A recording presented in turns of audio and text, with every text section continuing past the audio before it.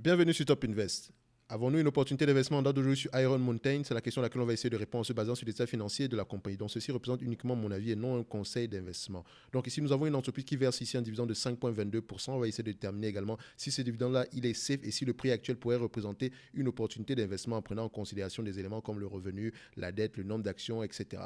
Donc, comme je l'ai dit ici, la première chose qu'on fait quand on arrive sur ce genre de compagnie, qu'est-ce qu'elle fait exactement? Donc, c'est une entreprise ici simplement c'est une entreprise qui exerce dans le domaine de l'archivage de documents et de données informatiques. Donc, elle est plus connue pour ses data centers à la fin de la journée, mais elle ne fait pas que ça.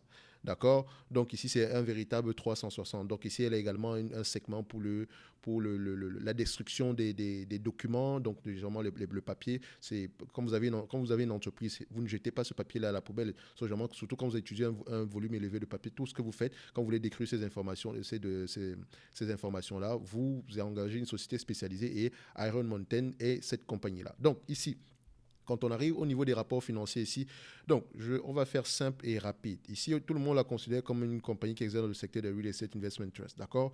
Donc, on va également faire simple par rapport à ça ici. Quand moi j'arrive à ce niveau-ci, la première chose qui m'intéresse, c'est de savoir quel est le cap rate. C'est très important. Quand on parle d'une entreprise qui exerce dans le secteur, d'une entreprise immobilière, il faut rechercher le cap rate. Et il faut également regarder qu'est-ce qu'elle fait exactement. Ici, ce sont les data centers. Donc ici, vous essayez de rechercher le cap rate par rapport aux data centers. Et à la fin de la journée, c'est une information qui est souvent difficile à trouver. Vous pouvez la retrouver généralement quand une entreprise fait l'acquisition d'une autre, ou bien également dans les rapports financiers de la compagnie, ou également dans la présentation aux investisseurs de la compagnie ou bien de ses compétiteurs. Faites très attention par rapport à ça. Ici, moi, j'ai fouillé un tout petit peu et je me suis rendu compte que le cap rate ici pour ce genre de compagnie ici pourrait être aux alentours de 5%. Ça veut dire que par rapport au loyer qu'elle reçoit chaque mois pour ses data centers, ça représente à peu près un rendement de 5%. D'accord. Donc, les loyers représentent un rendement 5% de la valeur de ces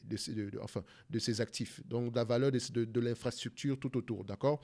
Donc ici, si vous avez une entreprise ici que vous avez acheté à 100 dollars, qui vous reverse ici 5 dollars par mois, ça veut dire que vous avez un cap rate de 5%. D'accord. Ça veut dire également autrement que c'est un PER de 20. OK, très important. Donc, quand moi j'arrive ici sur le fast graph, alors, ce qui m'intéresse, c'est le AFFO, d'accord. Donc, c'est-à-dire que le free cash flow ajusté à la maintenance, d'accord. Comme c'est un real estate ici, donc, on recherche uniquement le AFFO, pas le bénéfice net ou quoi que ce soit. Donc, quand j'arrive ici, ce que je constate, c'est que nous avons ici une entreprise en termes de prévision, à peu près à 4,33 euros, 4,33 ici d'ici 2024. Donc, quand je vais voir ici, est-ce que ces analystes-là ont souvent raison? Donc, c'est plus facile pour un real estate parce que c'est à peu près, voilà, on a une visibilité sur les revenus. Donc, ici, que je constate que, voilà, ils ont la plupart du temps raison. Quand vous voyez que c'est en jaune, ça dit que la marge d'erreur est de moins de 10% par là. Donc, enfin, 10 et 20%. Donc, ils ont la plupart du temps raison ici. Donc, on va le prendre ici comme, voilà, comme données, enfin, comme données assez robustes. Donc, on prend ici 4,33 $ d'ici 2024, d'accord. Donc, je prends ici mon 4,33 $ comme données. Alors, on va mettre ça ici en termes de AFFO. Donc, je fais AFFO, d'accord. 4,33 $ prévisionnel. Donc, 33, donc 4,33 $. Voilà. Et je vais juste le mettre ici comme ça. Donc, AFFO estimé. Donc, je vais mettre un E, on va faire quelque chose comme ça. OK. Maintenant, la dette nette par action, d'accord. Parce que moi, j'ai mon cap rate, donc d'accord, donc mon cap rate ici, donc cap rate ici c'est également le PER, mais c'est pas le PER comme vous l'entendez, il faut aller le chercher par rapport à l'industrie. Et encore, quand vous arrivez à retrouver le cap rate par rapport à l'industrie, il faut également savoir dans cette industrie-là, est-ce qu'elle est de qualité, parce que les cap rates qui sont souvent d'un niveau élevé, donc quand je dis un niveau élevé, c'est-à-dire que s'ils sont en dessous de 5% par là, c'est de qualité. Entre 5 et plus bas que 5, c'est de qualité. Mais moi, je ne paye jamais plus bas que 4%, par exemple, pour un cap rate. Je m'en fous de savoir ce que vous faites. Je ne paye jamais plus bas que 5. Comme je le disais tantôt, c'est le problème que j'ai avec Vonovia. Peut-être qu'on va faire une vidéo sur Vonovia un jour. Donc, à la fin de la journée, ici, quand j'utilise ici un cap rate ici de 5%, d'accord, 5%. Alors, en termes de dette nette, ici, la dette nette, je vous préviens déjà, cette dette nette-là sera à peu près trop, à mon goût, elle sera trop pessimiste parce que ça prend en considération une information que je n'ai pas vérifiée. Par contre, ici, la dette nette est de 42,83 $. OK.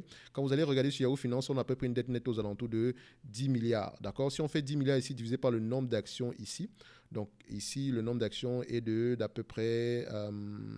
Alors, où est le nombre d'actions qu'on a ici? 290 millions d'actions, 280. On va l'arrondir à 291.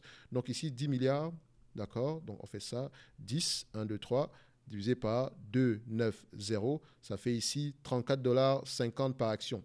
D'accord, j'arrondis toujours. 34,50 $ par action. Donc ici, quand vous allez voir sur le fat graph, on vous met ici à peu près 42,83 $.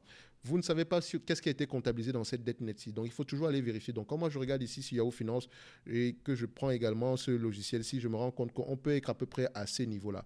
Donc c'est pour ça que je vais prendre une dette nette à peu près aux alentours de ce que Yahoo Finance me mentionne, ok? Donc 34,50 $, d'accord? Donc, une fois que j'ai pris le 34,50 $ ici en termes de dette nette, je reviens ici au niveau de nos valorisations, au niveau du fast graph. Donc, on va faire simple, hein? Donc, on va le mettre ici en custom. Donc, ici, on va faire ça. Donc, voilà. Donc, forecasting, custom. Alors, on prend ici 20 fois. Donc, quand je dis ici cap rate de 5%, ça veut dire que c'est un PER de 20. Ok, j'ai déjà expliqué ça plusieurs fois ici. Donc, 20 fois les bénéfices ici, 20 fois les AFFO ici. Donc, on va mettre les estimés des analystes ici. Donc, ça veut dire que 2024, c'est ça. Et déjà, sachez qu'en 2024, il y a un seul analyste qui donne son estimation. Donc, est-ce que c'est robuste ou pas? Entre parenthèses, ici, on va lui accorder le bénéfice du doute. OK? Donc, je préfère, par exemple, quand il y a plus de 5 analystes, par exemple. Donc, ici, on a un seul analyste. Donc, sachez que c'est assez optimiste ici. Mais également, on peut voir que c'est une compagnie qui est en pleine croissance. En termes de revenus, ici, vous pouvez voir qu'on a à peu près 2,350 $ ici, à peu près à 4,658 $ ici. Sur les 10 dernières années, en termes de revenus, ici, on a à peu près une croissance de 4% par là. Donc, on peut littéralement atteindre ces niveaux-là parce qu'en termes de bénéfices nets ici, en 2021, on a eu, en AFFO, en 2021, on a eu 3,48 $. Cette année, on atteint à peu près 3,79 $, qui représente à peu près 8 à 9% de ce qu'on avait précédemment. Donc, faites attention par rapport à ça. Le AFFO ne croît pas au même niveau que le revenu. Je vous ai toujours dit que vous pouvez avoir des revenus croissants de 5% tout en ayant des bénéfices nets qui sont croissants de plus que 5% parce que revenus supplémentaires n'entraînent pas forcément de dépenses supplémentaires, ce qui se traduit généralement par une augmentation des marges. Okay? Donc, quand je viens ici, à peu près, vous pouvez voir avec les earnings ici, 4% ici, alors qu'on a 35% ici. Pourtant, c'est juste les earnings, ce n'est pas les cash flows. Donc, quand on arrive ici au niveau de l'évaluation, qu'est-ce qu'on fait? Dès qu'on a nos cap rates ici, donc je viens ici d'ici 2024, on a à peu près à 4,33 $, donc 4,33, 4,33 divisé par mon cap rate de 5%.